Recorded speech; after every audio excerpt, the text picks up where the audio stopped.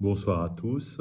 C'est avec plaisir que je reprends le cycle de nos vidéos. Nous étions depuis plusieurs épisodes sur le thème de la prière. Et donc on a eu un petit interlude estival. Et maintenant on reprend. Mais avant de reprendre ce cycle, on va faire deux vidéos qui retracent un petit peu ce qui va être très intéressant pour tous ceux qui le connaissent. L'histoire du frère Pierre dans la vallée, sa liaison avec l'ordre des chanoines de Prémontré, son parcours et comment tout cela a été couronné par une très belle évolution du monastère de Sarance, qui est redevenu Prémontré dans un premier temps, pour beaucoup grâce à l'action du frère Pierre, et qui dans un deuxième temps, depuis peu, s'est agrandi avec l'arrivée de 4 nouveaux frères, ce qui est vraiment quelque chose de très positif pour la vie de la vallée. Je laisse donc la parole au frère Pierre et à très bientôt.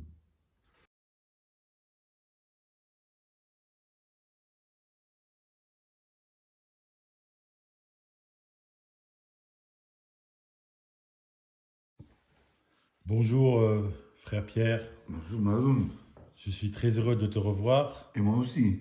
après une période de coupure inhabituelle par Oui, rapport à notre absolument. rythme, liée à l'été, liée à certaines périodes où tu as dû t'absenter, mais surtout liée à un événement qui est très important que tu as dû préparer, Oui, qui est l'arrivée des frères chanoines de Prémontré pour faire revivre le monastère.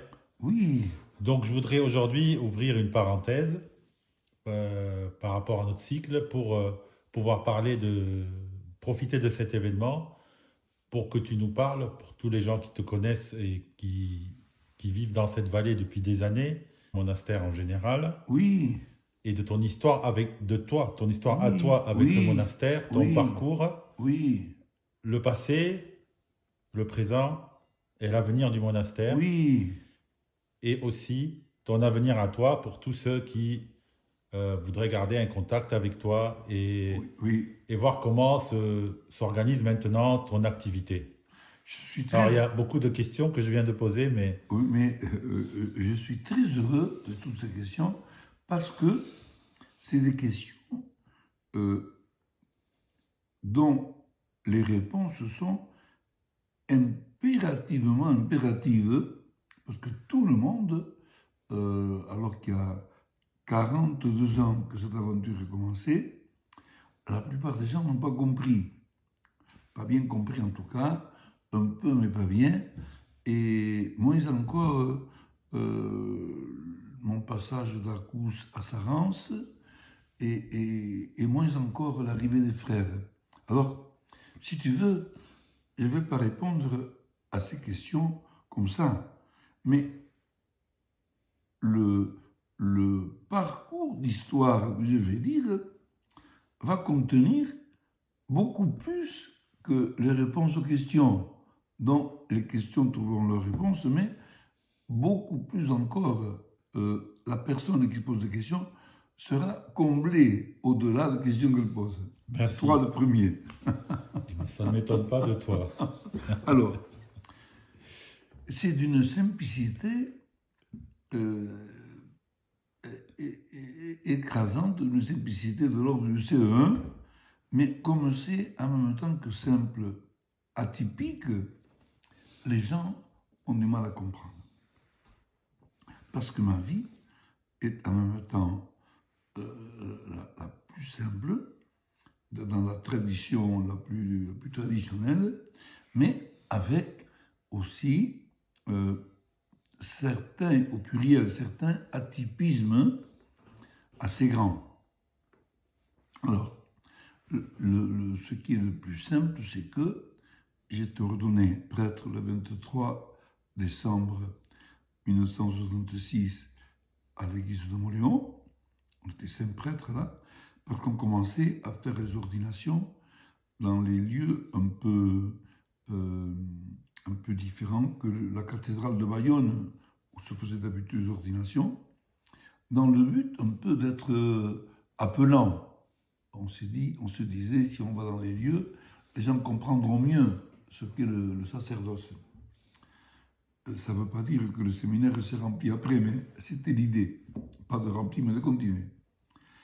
Et le soir de mon ordination, à Montléon, l'évêque Monsieur Vincent me dit « Je vous nomme en vallée d'Aspe ». En vallée d'Aspe, je connaissais par cœur parce que mon village d'origine, moi, c'est donc Jas, près de Navarinx, et le gave qui encercle mon île familiale à Jas, c'est le gave qui passe ici. Complété avec le gave d'Osso, le gave d'Oloron. Alors, ce n'est pas la vallée, mais on n'est jamais que à 37-8 km de Sarance. Pas non plus loin. À l'époque, ça paraissait loin, parce que dès qu'on passait le pont d'Escaute, on était en pays étranger. L'expression, c'était, à partir du pont d'Escaute, il est d'en bas. D'accord. En bas pouvait être Azaspe ou l'urbain comme Paris. Québec des Baïches, il vient d'en bas. Mais c'était quand même un en bas très relatif. Et alors, nous, on avait beaucoup de liens avec les bergers qui venaient encore. Ils étaient rares dans les villages, quand j'étais enfant, où il n'y avait pas un ou autre berger transhumant. En plus, moi, j'y venais en colonie de vacances, la paroisse de Navarinx ayant une colonie de vacances à Edson, ayant commencé à Cousse. Alors, j'étais étonné de voir que l'évêque me nommait à Aspe, parce qu'à ce moment-là, il y avait encore une petite dizaine de curés. Aujourd'hui, il n'y en a plus qu'un, mais là, il y en avait 10. Et c'était l'époque. Et alors, il me dit, vous êtes peiné? Peiné du tout, mais étonné. Mais après, j'ai compris, mais il ne me l'a pas dit de suite, je le suis après, c'était une réponse, et ceci est super intéressant, parce que c'est au cœur de ce qui a motivé mon parcours par la suite. C'était une réponse à un rapport de mission jusqu'aux années 60 et quelques, et à partir de la restauration française, la restauration de la royauté après la Révolution, 1817, donc jusqu'aux années 1960 et quelques, il y avait une institution, une structure qui s'appelait missionnaires diocésains, où des prêtres allaient dans les villages, dans les doyennés. Le doyenné, c'est le chef du canton, mais pour l'église doyenné, c'était à Cousse, tous les 30 ans à peu près, à chaque génération, pour redévelopper un peu la foi. Et au départ, en 1817, passer de zéro présence d'église à une église qui se renouvelait un peu. Parce que la Révolution française, ce que beaucoup de Français ne savent plus aujourd'hui, a été, pendant plusieurs années, la fermeture totale d'une présence visible d'église. Je pense que tu es au courant de ça. Mais beaucoup ne le sont plus. Et alors, là, je ne fais que constater, si l'église avait disparu, c'est aussi parce que elle était un peu mise dehors avec aussi tout ce que pouvait représenter la royauté, et la domination, sinon elle serait restée aussi avec les gens de la Révolution. Mais bon, ça a été comme ça. Et c'est là qu'il y avait des prêtres assermentés et des prêtres réfractaires. Beaucoup sont morts martyrs d'ailleurs. Hein. Alors, ces missionnaires diocésains ont eu un très grand rôle. C'est ceux qui ont refait un peu l'église visible, on va dire, en France. Et très important. Et donc, les dernières missions ont eu lieu, ceci est super intéressant, dans les années 60, elles se sont arrêtées, non pas à cause du concile, ce que les gens croient communément. Le concile n'a rien à voir avec, au contraire, le concile est plus missionnaire que jamais. Elles sont arrêtées à cause de la révolution du tracteur et de la télévision. Le mois de mai 68 n'est pas tombé comme ça, il est préparé. L'évolution du monde a été telle que l'Église ne correspondait plus dans son discours, dans la façon de faire aux écoutes du monde. C'est un changement de mode de vie. De mode de vie total. Et en mai 68, il y a une phrase qui n'est pas restée dans la mémoire des hommes, mais dans la mienne beaucoup, un terme qui explique très très bien. L'apostrophe l'irrigation a remplacé les rogations, de rogare, prier.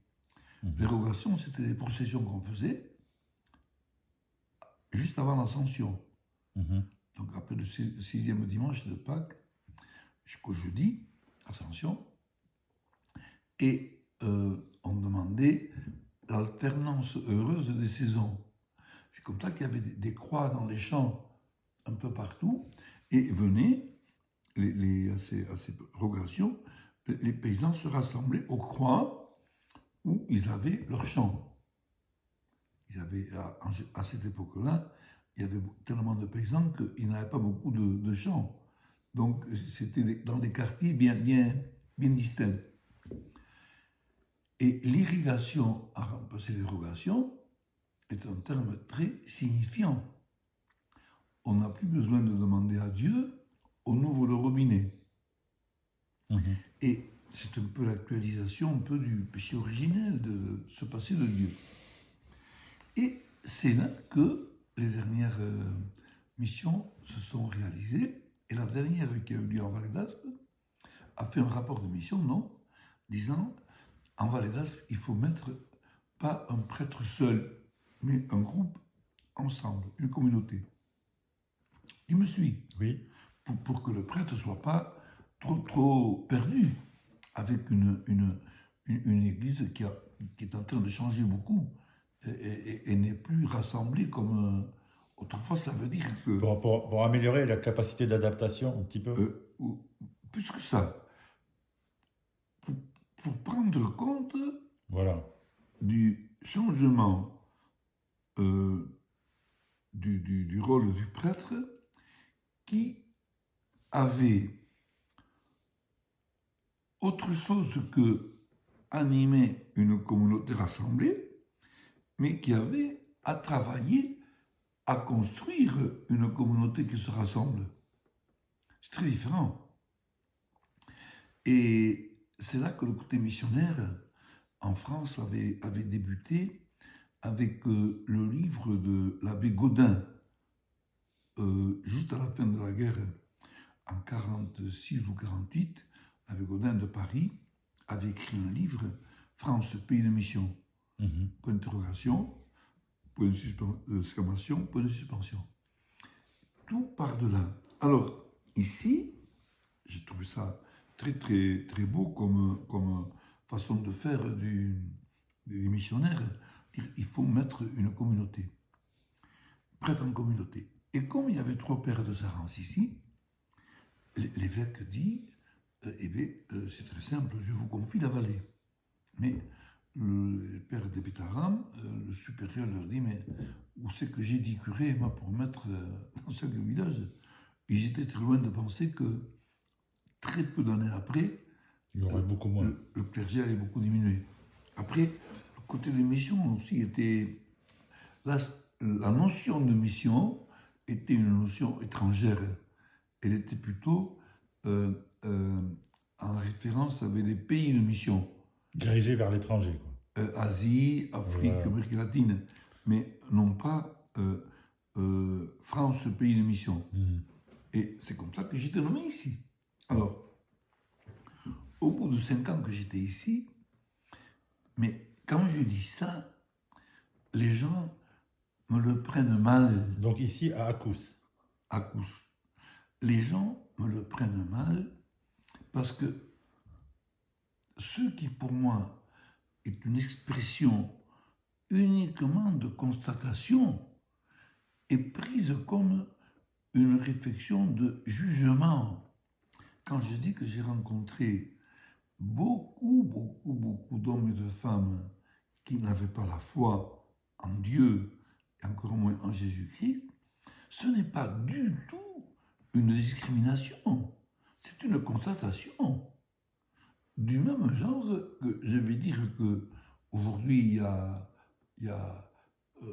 je ne sais pas moi, 100 fois moins de bergers qu'il y avait, là où il y en avait 100, il y en a un, Oui. par rapport au 19e siècle. De la même manière, j'ai le devoir, pas le droit, le devoir de dire, les hommes et les femmes qui me rencontrent, ils me disent, je ne crois pas, ça n'enlève rien de mon amitié, au contraire. Tout à fait. Mais moi, ça m'a... Je préfère de beaucoup quelqu'un qui me dit, je n'ai pas la foi, que quelqu'un qui me dit qu'il l'a et qui a un comportement d'incroyant notoire. C'est cette constatation de la réalité. Moi, ça me rappelle l'attitude qu'on a en médecine.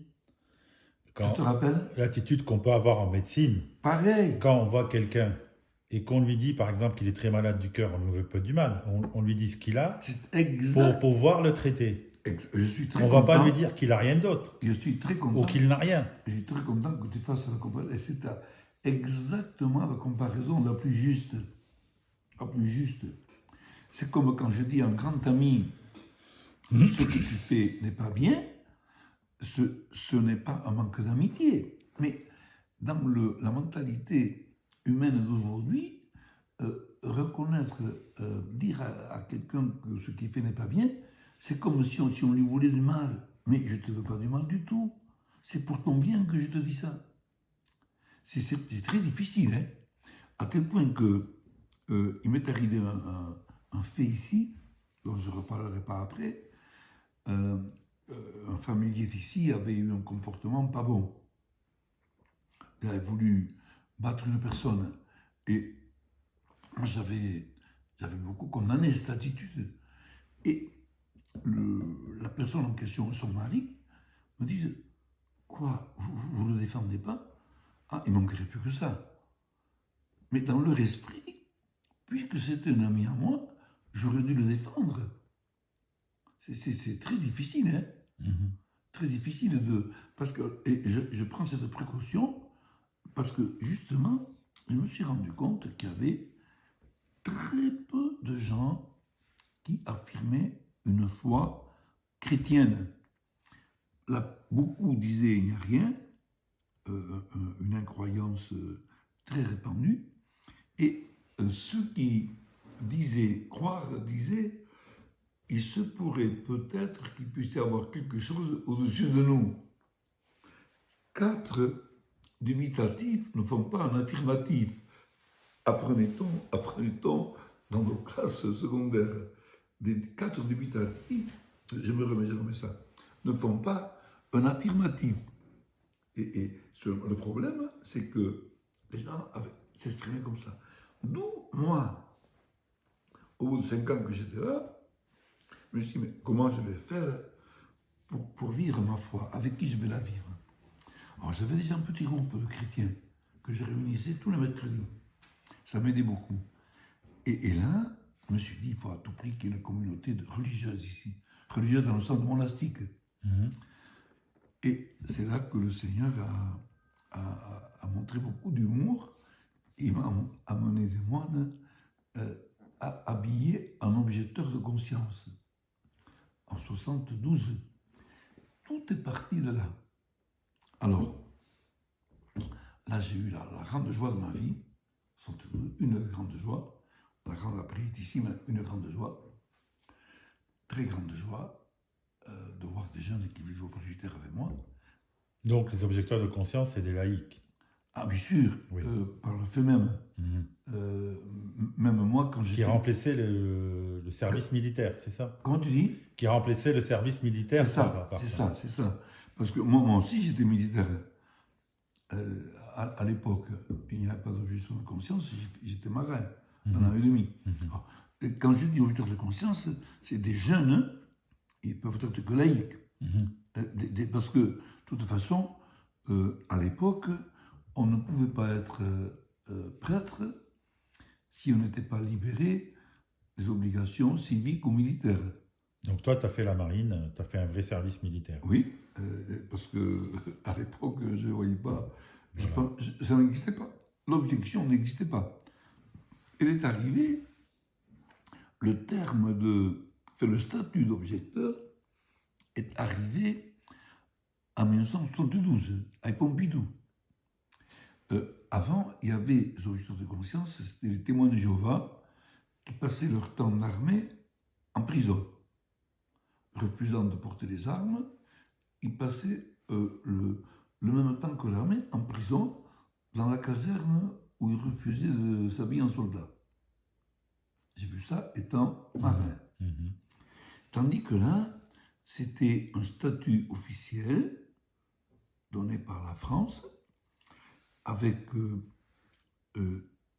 l'obligation de faire un service civil dans une association à but non lucratif et, seconde condition, une durée double du service militaire.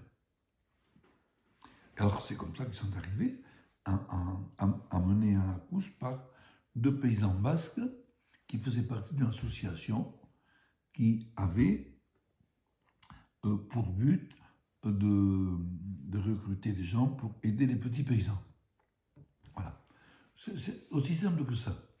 Et parmi ces objecteurs, ils étaient 5 à avoir une foi très vive, même 6, mais 5 vivraient avec moi. Et sur les 12 qu'il y avait. Et alors, ils vivaient avec moi, et on priait ensemble. On a vécu 4 ans là, ensemble. Et c'est là que j'ai compris ma vocation de moine et curé. Et c'est ça qui m'a amené, envoyé par un dominicain de Bordeaux, à aller taper à la porte de l'abbaye de Mondé, en Normandie, de l'ordre Prémontré, que personne n'arrive encore à comprendre. Tu en sauras déjà, quand tu vas m'entendre, beaucoup plus que le curé moyen de France. Il n'arrive pas. C'est une notion, de même qu'on a beaucoup de mal à comprendre ce qu'est le béarn aujourd'hui, puisqu'il est devenu tellement exsangue que très méconnaissable, il n'y a plus de... La langue n'existe pratiquement plus. Même l'ordre prémontré est un chouïa plus encore méconnu. Saint-Norbert a fondé cet ordre dans un village qui s'appelle Prémontré dans l'Aisne pour unir la vie des moines et des curés. Donc tu comprends ça. Ça veut dire que on vit en communauté, on vit l'office des moines, le silence des moines au repas, une vie de moine, comme le cloître ici à Sarance, il indique bien. Mais au lieu d'avoir le travail à côté, travail de vache, de brebis ou de travail, nous sommes affectés au ministère pastoral, la pastorale évangélique et paroissiale et accueil. Et d'une manière générale, les églises de nos abbayes ou de nos monastères sont des églises paroissiales. Voilà un peu l'histoire. Ici, en tout cas en France, c'est comme ça. Et à l'origine, c'est comme ça aussi. Et là où vous vous trouvez, vous dépendez de l'évêque de la zone. Alors, il y a une comment je vais t'expliquer ça? Il y a une coopération entre le supérieur de la communauté religieuse et l'évêque du diocèse. C'est-à-dire que le supérieur de la communauté religieuse comme ici à Sarance, c'est le père abbé de Mondé. Père abbé, ça veut dire supérieur, abbé. Higoumène pour les orthodoxes, higoumène. C'est lui qui a été inspiré par le Seigneur pour nommer ses 4 frères. Donc, je commence à parler déjà dès maintenant, puisque tu m'as posé la question. Voilà. Et moi qui m'a aussi, c'est lui qui, il y a 11 ans, m'avait donné l'autorisation de passer d'Akous à Sarance. Je vais en parler après, mais Jeannin, ça ne dépend que de lui. Mais il lui faut, pour envoyer, pour ouvrir une maison ou la réouvrir ou continuer, il le fait en lien avec l'évêque du lieu. 1. Et 2, pour ce qui est de la pastorale, c'est l'évêque qui nomme. Mais il ne peut pas nommer sans l'accord du supérieur, de l'higoumène, du père abbé. Moi, quand j'étais nommé vicaire épiscopal ou pour la pastorale du monde rural, c'est avec l'autorisation du père abbé de Mondé et nommé par l'évêque, donc, vicaire épiscopal ou aumônier du monde rural, Pierre Mouliat. On appelle ça l'exemption des religieux.